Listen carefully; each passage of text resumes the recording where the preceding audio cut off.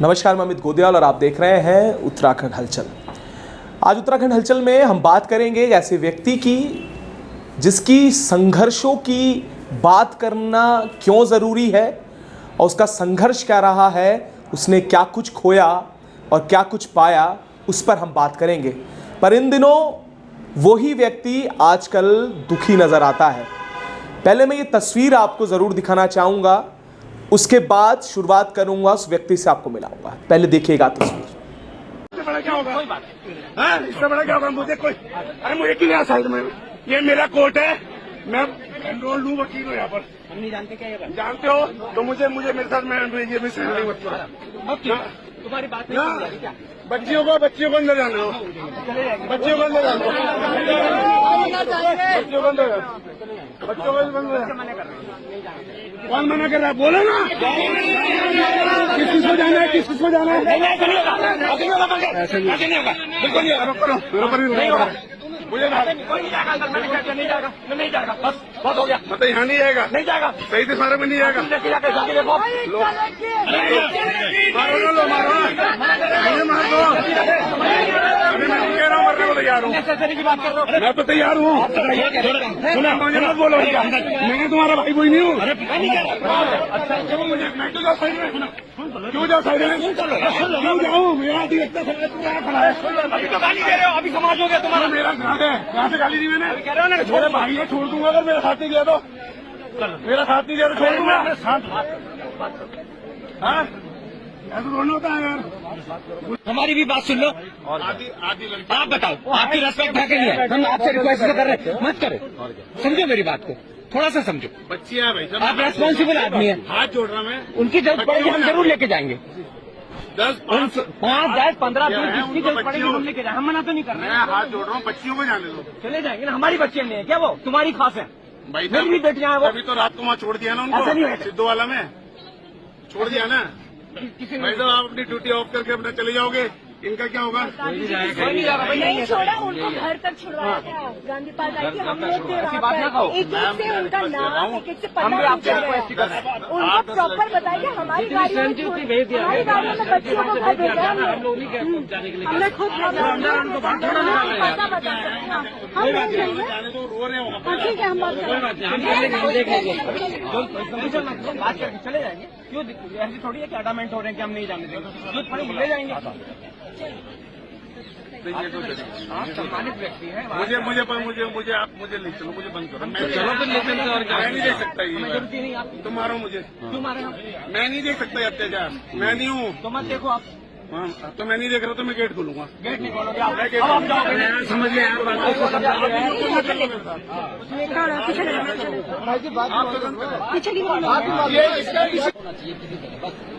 नहीं तो बैठा के सॉर्ट आउट कराओ ना। तैयार है? अरे हम लोग उनको वॉशरूम जाना है, किसी बच्चियों को वो नहीं जा पा रही, उनकी दिक्कत हो रही है। अब क्या बोलूँ मैं आपको, समस्या हो रही है। अच्छा, जो बाहर आ जा रहा उसे अंदर। तो आपने देखा और पहचान भी आप लोग गए होंगे, ये वही तस्वीरें हैं जब युवा सड़कों पर था, लाठियां खा रहा था, जब कोर्ट परिसर में युवाओं को जो शहीद स्मारक है वहां घुसने नहीं दिया जा रहा था। तो एक वकील थे, एक समाज सेवी थे जो निकल कर आए थे, जिनका नाम था पंकज छेत्री, जिन्होंने आवाज़ उठाई, जिन्होंने डीएम एसएसपी से विरोध किया। उन्होंने कहा कि ये मेरा कोर्ट है, ये मेरे साथी हैं, इन्हें अंदर भेजा जाना चाहिए, ये हमारा लोकतांत्रिक हक है। पर आज ऐसा क्या हुआ कि वही आवाज़ उठाने वाला व्यक्ति आज एक कोने में रहकर दुख को झेल रहा है, युवाओं की बात सुनकर कई बातें कर रहा है। वो बातें क्या हैं? हमारे साथ वो व्यक्ति आज हैं। छेत्री जी, बहुत स्वागत है आपका उत्तराखंड हलचल में। बहुत बहुत धन्यवाद। और भूमिका तो मैंने बनाई दी है। छेत्री जी, युवाओं की आवाज़ उठाई है, तस्वीरें भी दिखा दी हैं लोगों को। एक पंकज छेत्री वो थे जिन्होंने कोर्ट परिसर में ये कहा था कि हमारा लोकतांत्रिक हक है, ये युवा साथी मेरे अपने हैं, इन्हें अंदर भेजा जाना चाहिए। पर ऐसा अचानक क्या हुआ कि आज मन दुखी है, आवाज़ उठाने को दिल नहीं कर रहा? क्या हो गया ऐसा? देखिए, वो एक जो आंदोलन था, ऐसे आंदोलन कई वर्षों में एक बार होते हैं और ऐसे आंदोलनों के लिए बहुत हिम्मत और बहुत दमखम चाहिए होता है। कई हज़ारों युवा सड़कों पर थे, अपना भविष्य दांव पर लगाकर, क्योंकि जब आंदोलन होता है तो मुकदमे भी होते हैं और प्रताड़नाएँ भी होती हैं, चोट भी लगती हैं, कई सारे जो हैं दुख दर्द भी होते हैं आंदोलन के साथ साथ। तो ऐसा ही आंदोलन 2 साल पहले जब युवाओं का हुआ पेपर लीक और विभिन्न भर्ती घोटालों को लेकर, तो तमाम जो प्रदेश का युवा था सड़कों पर उतर गया एक उम्मीद के साथ और एक आशा के साथ कि आने वाला भविष्य जो है अच्छा होगा। और उस आंदोलन को किस प्रकार से पुलिस ने तोड़ने का प्रयास किया और किस प्रकार से बाद में कई चीज़ें निकल के आई कि उसमें पथराव किया गया असामाजिक तत्वों द्वारा, और फिर उसके बाद जो लाठीचार्ज हुआ और फिर लाठीचार्ज के बाद जो आंदोलन का नेतृत्व करने वाले 10-12 युवाओं को पुलिस ने जो है गिरफ़्तार कर लिया और जेल भेज दिया। जेल भेजने के बाद जब वो जो बाकी के युवा थे, जब वो प्रदर्शन करने के लिए शहीद स्मारक जाने लगे और वो नेतृत्व विहीन थे उस समय, और जब वो शहीद स्मारक जाने लगे तो उन्हें वहाँ भी पुलिस ने खदेड़ने की कोशिश करी। तो हमारा अधिवक्ता समाज और मैं वहाँ पर हम लोग खड़े थे, तो हम लोगों ने उनको बोला कि भैया इनको अंदर आने दीजिए, पर पुलिस और प्रशासन बिल्कुल चौकन्ना था। उन्होंने बोला अगर इनको यहाँ घुसाएंगे तो ये आंदोलन फिर खड़ा हो जाएगा। तो ऐसी परिस्थिति में जब मेरे अंतर्मन ने गवाही नहीं दी, हमने बोला हमने इस प्रदेश के लिए हमारे इतने शहीदों ने आंदोलन किया है और आहुतियाँ दी हैं, अपने प्राणों का बलिदान दिया है, और उसके बाद हमें उत्तराखंड मिला है, तो हमारे आज जो ये युवा हैं ये अपने ही शहीद स्मारक में नहीं घुस पाएंगे। तो हमने वहाँ तमाम मेरे साथ कई अधिवक्ता साथियों ने हमने विरोध किया और पुलिस के धमकी के बावजूद, पुलिस के साथ भिड़ंत के बावजूद हम कामयाब रहे उनको शहीद स्मारक में अंदर ले जाने में। और ये आंदोलन उस दिन 5 दिन के आसपास चला। तो वो जो 5 रातें थी जो हमने बिताई हैं, शुरू के जो 24 घंटे थे बहुत भारी थे। तमाम हमें जो है यातनाएं बहुत सहनी पड़ी। कई हमारे साथ जो छात्राएं थी उनको मतलब शौचालय तक जाने नहीं दिया जा रहा था। अगर वो उनको बोला जा रहा था कि अगर आप बाहर गए तो जो चले गए उन्हें अंदर नहीं आने दिया जा रहा था, जिससे कि आंदोलन समाप्त हो जाए। पर ऐसे माहौल में हम लड़ झगड़ के इस आंदोलन को 5-6 दिन तक हम लोगों ने खींचा और आगे भी आंदोलन चलने वाला था। और उस समय जो हमने यातनाएं झेली, रात को ठंड में किस प्रकार से लगभग 60-70 बच्चे थे और 20-25 ही केवल रजाई गद्दे थे।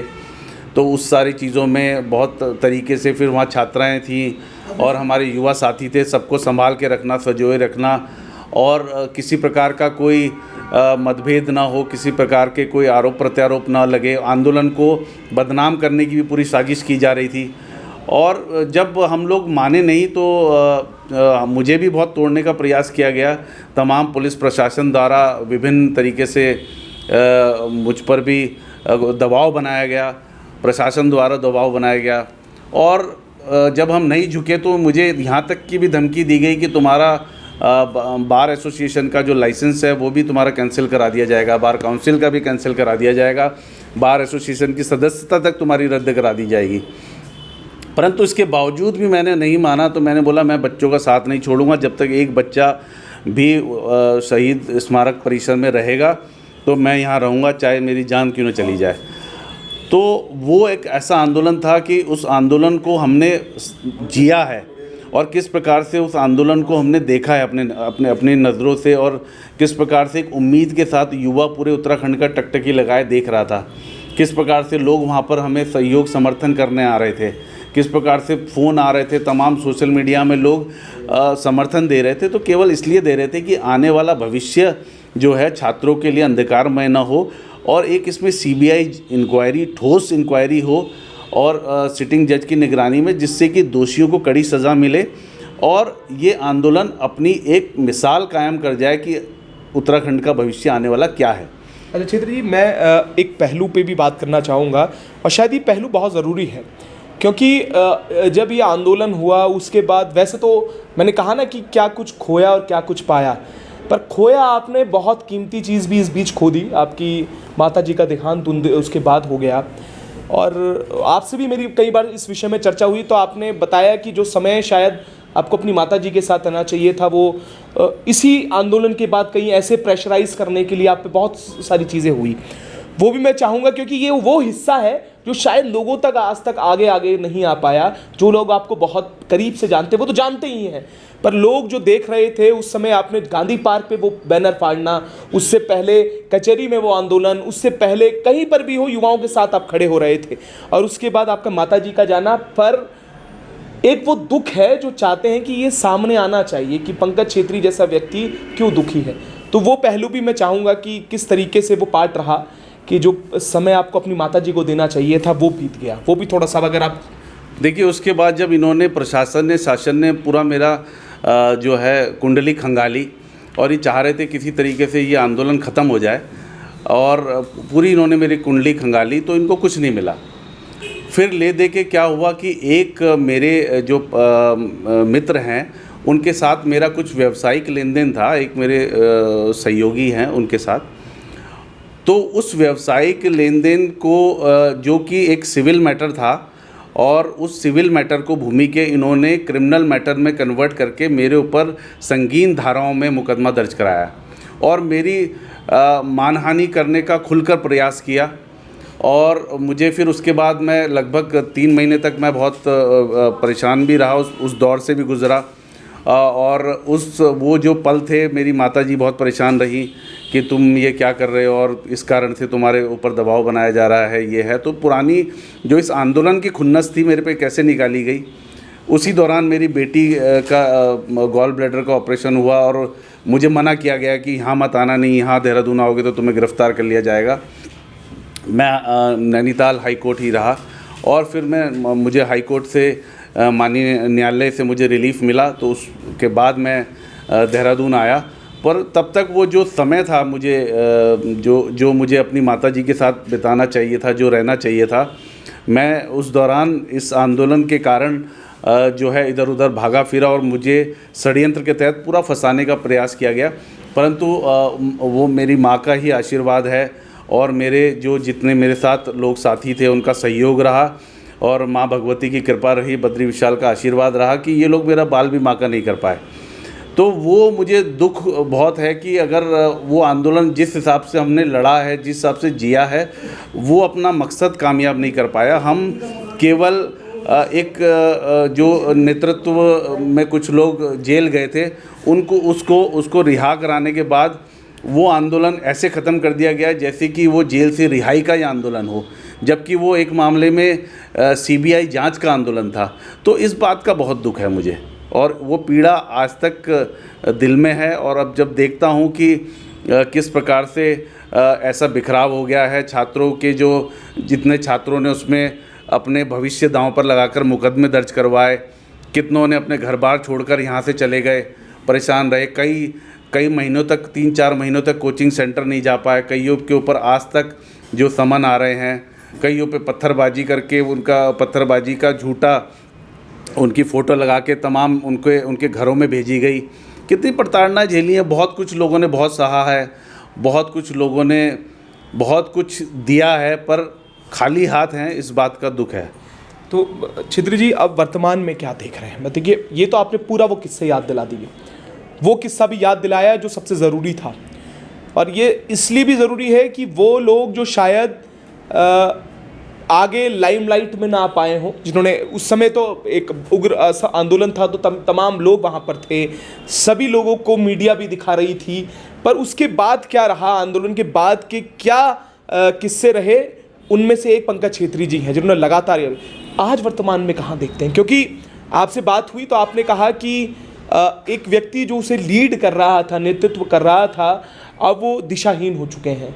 आप आज भी कह रहे हैं दिशाहीन हो चुके हैं, वो अब किसी और डायरेक्शन में है। उस पर क्या कहेंगे वर्तमान के? देखिए, ये जब आंदोलन हुआ, कोई भी आंदोलन होता है तो साथ ही युवा जो इकट्ठा होता है एक विश्वास पे आता है, अपना भविष्य दांव पे लगा कर आता है, और जब वो इस विश्वास से आता है तो हमारा मानना है कि उसका विश्वास कायम रहना चाहिए। जब बात हुई थी कि सीबीआई इंक्वायरी पेपर लीक कांड की और भर्ती घोटालों की होनी है, तो सीबीआई इंक्वायरी के लिए आंदोलन था। उस आंदोलन में स्वाभाविक है कि कई नेता जेल भी गए हैं, और ये स्वाभाविक है कि जब आंदोलन हुआ तो जिस प्रकार से ये आंदोलन को उसी दिन कुचला गया था और साजिश के तहत कुचलने का प्रयास किया गया था, परंतु इस आंदोलन को शहीद स्मारक से पुनर्जीवित किया गया, और पुनर्जीवित करने में अधिवक्ताओं का बहुत योगदान रहा। और तो वो लोग सब लोग एक टकटकी लगाए देख रहे थे कि इस आंदोलन के जरिए हम समाज में एक संदेश दे पाएंगे कि ये पेपर लीक जैसा जो धब्बा है बदनुमा, ये भर्ती घोटाले हैं, ये उत्तराखंड जैसे प्रदेश में दोबारा ना हो। परंतु ये एक आंदोलन बन के रह गया कि एक नेता के इर्द गिर्द जो युवा नेता था वो छूट के आ गए, तो उन्होंने बोला कि अब नहीं, अब छूट के आ गए, हम आंदोलन की रूपरेखा दूसरे तरीके से शुरू करेंगे। और वो दूसरा तरीका क्या हुआ, आज आप देख रहे हैं कि उस आंदोलन पे कोई बात ही नहीं हो रही है, सिवाय बात ये हो रही है कि ट्रांसफ़र पोस्टिंगों की बात हो रही है, ये हो रहा है कि किसको एमडी बनाया जाए, ये हो रहा है कि किसकी विधायिका खटाई में डाली जाए, ये हो रहा है कि कहाँ से चुनाव लड़ा जाए, ये हो रहा है कि कहाँ से व्यवस्था जुटाई जाए। तो ये देख के बहुत दुख होता है। निश्चित तौर पर जब आप एक सही रास्ते पर चलते हो तो आपको रास्ते मिलते जाते हैं, और कोई भी सामाजिक या राजनीतिक चेतना जब भी अपने मुकाम पर जाती है तो वो कुछ ना कुछ दे के जाती है, कोई भी त्याग खाली नहीं जाता, ये प्रकृति का नियम है। परंतु हमारे आजकल के युवाओं में इतनी जल्दी है कि उन्हें जो शोहरत मिलती है आसानी से, वो सोचते हैं कि शोहरत के बूते हम अगले दिन ही विधानसभा या संसद पहुंच जाएं। तो वो मैं समझता हूं वो एक गलत परिपाटी है, और जो चल रहा है अब विश्वास युवाओं का छला गया है। युवा, मैं तो दुखी हुई, मैं इसलिए दुखी हूँ, मेरा दुखी होने का कारण यह है कि वो आंदोलन उसी दिन ख़त्म हो गया था। अगर वो आंदोलन 5 दिन ना चलाया जाता तो आंदोलन, आप समझ रहे हो उसमें शक्ति कैसी आई, कि आप देख रहे हो कि आपके नेताओं को पकड़ के जेल में डाल दिया गया है, उसके बाद आप जेल के अंदर से आंदोलन चला रहे हो। हमने कभी नहीं बोला आंदोलन का नेतृत्व हम करेंगे, या मैंने कभी नहीं बोला, या हमारे साथ वो 65-70 लोग थे उन्होंने कभी नहीं बोला। हमने सब ने एक नारा दिया था कि नेतृत्व एक ही आदमी करेगा, और वही आदमी करेगा और जिसको हमने चुना है नेतृत्व करने के लिए। परंतु जेल में रह के भी हमने आंदोलन चलाया और आगे खड़ा करके चलाया कि नेतृत्व हमारे बीच का युवा करेगा, और उसको जेल से छूटने के बाद इसमें सीबीआई इंक्वायरी बैठेगी और आंदोलन और उग्र होगा। पर उन्होंने क्या किया, जेल से छूट के आए, सबके माला पहना के आंदोलन ख़त्म, मैं भी बैठा रहा, लास्ट में मेरी भी माला पहना दी गई, मुझे भी हाथ जोड़ा गया कि भाई साहब अब आप मत जिद करो, समझा करो, ये है वो है। हम समझ तो रही थे, पर एक विश्वास था हमें था कि चलो 50% आज हमें नुकसान हुआ है, अब हो सकता है कि ये और आगे ले जाएं। पर आज स्थिति देख रहे हो आप, युवा फिर भी ठगा सा महसूस कर रहा है। आज भर्तियों की हालत देख लो आप, आज तमाम जो कॉलेज बंद हो रहे हैं, आज तमाम जो है ITI बंद हो रहे हैं, प्राइमरी स्कूल तक बंद हो रहे हैं, चिकित्सा शिक्षा का हाल आप देख लीजिए। हर जगह जो है ये आयुष्मान कार्ड जैसे जो छलावे हैं, वहाँ पर निजी अस्पतालों को द्वारा किस प्रकार से प्रताड़ना झेली जा रही है। आप देख रहे हो किस प्रकार से जो बिजली विभाग है ये अब प्रीपेड मीटर लेके आ गया है, नया एक सिगुफा छोड़ दिया गया है।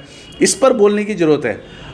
अब ये इस पर बात ना करके, जनता के मुद्दों पर ना बात करके, युवाओं के मुद्दों पर ना बात करके, आप अब ट्रांसफ़र पोस्टिंग, किसको MD बनाना है, किसको CMD बनाना है, किसको कहाँ पे तबादला करना है, आप यही करते रहिए। तो जनता सब देख रही है किसकी विधायक, आप ठीक है, आपको किसी के विधायक ने बोला कि उसने सहयोग समर्थन करा, तो आप ठीक है, सभी करते हैं, तो उसमें कौन सी दिक्कत आ गई? आप बोलिए ठीक है किया, उसमें कौन सा एक ऐसी बात हो गई कि आपने बोला नहीं, अब तो आप फिर विधायक के पीछे पड़ गए। आप विधायक के पीछे पड़ो, वो एक अलग मामला है, परंतु आप हर महीने एक मुद्दा बदल देते हैं, एक मुद्दे को पकड़ते हैं, उसको बदल देते, फिर उसको उठाते हैं, फिर उसको अधर तक ले, फिर उसको जैसे पूरा होने वाली स्थिति में आता है फिर नया मुद्दा शुरू हो जाता है।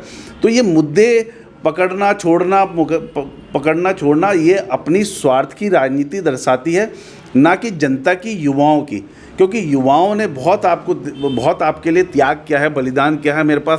आज भी मेरे पास एक लड़का लद्दाख में पोस्टेड है, उसका फ़ोन आता है, वो उसके पास समन गया होगा, रो रहा था कि भाई साहब मैं क्या करूं। मैंने बोला मैं करता हूं व्यवस्था कुछ।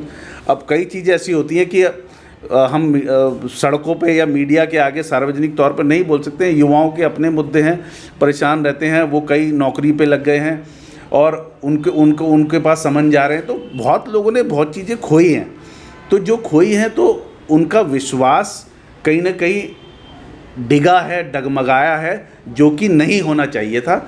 इसके लिए बाकी आपकी व्यक्तिगत जीवन है, आप किसी विधायक के खिलाफ बोलिए, आप मैं कहता हूँ विधायिका भी चली जाए, संसदीय भी चली जाए, आप खुल के आंदोलन करो जिसके खिलाफ करना है, पर पहले जो आपका उद्देश्य है उसके खिलाफ, जो उसके समर्थन में करो, फिर बाद में आप ट्रांसफ़र पोस्टिंग कराओ। फिर जनता के मुद्दे होते हैं, जनता अपनी शिकायतें लेके आती है, आप वो भी सुनो। तो इस बात को लेकर दुख है।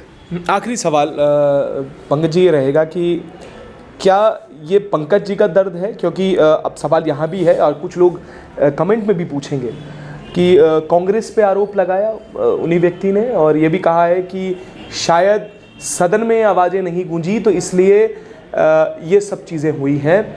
तो ये उसकी टीस है, पंकज छेत्री की अपनी टीस है, क्योंकि दोनों में बड़ा फ़र्क है। पंकज छेत्री वो व्यक्ति थे जब वहाँ पर खड़े हुए थे तो युवाओं के साथ थे, एक इंडिविजुअल के तौर पे थे और बढ़ चढ़कर हिस्सा भी लिया। पर अभी ये भी हो सकता है कि कुछ लोग इसे ये सोचें कि ये शायद उसको, उस कमेंट को, जो उस बात कही गई उसे कवर अप करने के लिए बात कह रहा हूँ। ये बड़ा सवाल है। देखिए, सबसे पहले तो मैं ये आपको क्लियर कर दूं कि कांग्रेस पार्टी और पंकज छेत्री दोनों अलग अलग नहीं है। जहां पर पंकज छेत्री है तो स्वाभाविक तौर पर कांग्रेस पार्टी है, क्योंकि कांग्रेस पार्टी का मैं प्रतिनिधित्व करता हूं। मैं एक कांग्रेस पार्टी में पदाधिकारी हूं और अपनी पार्टी का पक्ष रखता हूं। तो जहां मैं हूं तो वहां कांग्रेस को मुझसे भिन्न न समझा जाए। दूसरी बात यह है कि जहां तक आरोप लगाने की बात है तो आप तो कांग्रेस पार्टी पे ही आरोप लगाते हैं। कभी आपने सरकार पे आरोप लगाया खुल के? जब खड़ा होने की ज़रूरत थी कांग्रेस पार्टी के साथ, अब अगर आप सरकार का विरोध करते हैं तो विरोध का सबसे बड़ा जो समय होता है वो चुनाव का होता है। चुनाव के समय में सरकार के खिलाफ अलायंस बनाया जाता है कि सरकार को सबक सिखाना है। तो जब सरकार को आप पूरे 364 दिन गाली देते हैं सरकार को, पर एक दिन जो चुनाव का होता है ना, उस दिन आप जाके सरकार के समर्थन में खड़े होते हैं या ऐसा माहौल बनाते हैं कि जिससे सरकार को फ़ायदा हो तत्कालीन। तो ये कोई आप आरोप लगाना तो कांग्रेस पे बड़ा आसान सा बात है। सड़क पे चलता आदमी भी कांग्रेस पे आरोप लगाता है और कांग्रेस इसको सहज भाव से लेती है, कोई सीरियसली नहीं लेती है, क्योंकि तमाम ऐसे मुद्दे हैं जिस पर की बात करनी बहुत ज़रूरी है।